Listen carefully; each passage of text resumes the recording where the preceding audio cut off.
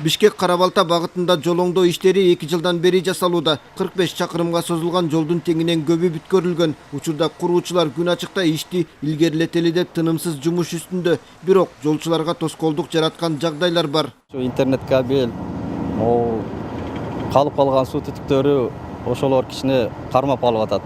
Өзү унаанын агымы да көп бул жерде. Күнүнө 38-40 миң машина өтөт бир күндө. Ошолда кичине тоскоолдук болуп атат бизгечи. Айдоочулар жумушчуларга толук бүтөлөк жолду тебелей айдап, убаракерчилик жаратууда. Ишке жалпы 500дөй адам иштеп, 100дөй техника тартылган. Жолдун сапаты биргелешкен лабораторияда текшерилип турат. Москва менен Сокулук райондору кесилишкен жерде асфальт төшөө жумуштары кызуу жүрүп жатат. Долбоор боюнча Карабалта Бишкек Ош жолун оңдоодо жолдун калыңдыгы 5 катмарды түзөт. Мына бул жерге 2 катмар топурак төшөлгөн, эми анын үстүнө 3 катмар асфальт төшөлөт. Ошондо жолдун жалпы бийиктиги 66 сантиметрге жетет.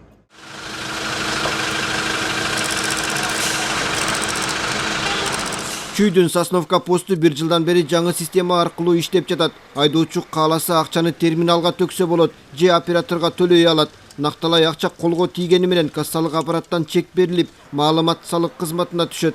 Баары ачык айкын, байкаларлык жылыштар бар. Анткени өткөрүү жайынан миллиондогон өсүш байкалган. Мындай ыкма Жалал Абад жергесиндеги Каракөл постунда дагы иштейт. Былтыр 9 айдын ичинде 25 миллион 600 болчу, алга салыштырмалуу быйыл 2 миллион 600 сомго өсүш бар да. Бул эски системада иштеп турганда 15-20% каралбай калчу да. Акчаны каралбай калчу, чектери берилбеген, оплатанын баары тең бул каралбай калат да. Өкмөткө түшпөй калат. Ошонун баары азыр онлайн касса аппараттар коюлду. Операторлордун баары тең окулган.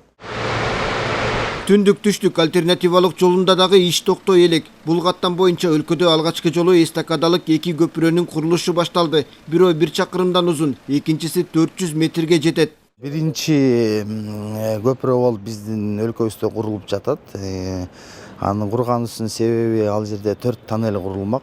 Тоннелдерди курууга көпүрөгө алмаштырганыбыздын себеби ал жерде сейсмичность деп коет, жер титирөөлөрдүн баалы 10 шкала Рихтер дейт. Ошондон 10дон өйдө болгонуна байланыштуу көпүрө куруу сунушу түшүп келген. Жанагы именно ошол коктуларды айланып өтүү үчүн Капчыгайдын ичинен Тескейбеттен Күнгөйбетке өткөрүп, кайра Тескейбетке өткөрүп атабыз. Ошол 2 эстакадалык көпүрөнүн жардамы менен. Өлкөдөгү жолдун курулушуна инвесторлордун дагы салымы чоң. Алардын жардамы менен быйыл 74 чакырымга асфальт төшөлгөн. Бюджеттин эсебинен жасалган жумуштар кыйла көп.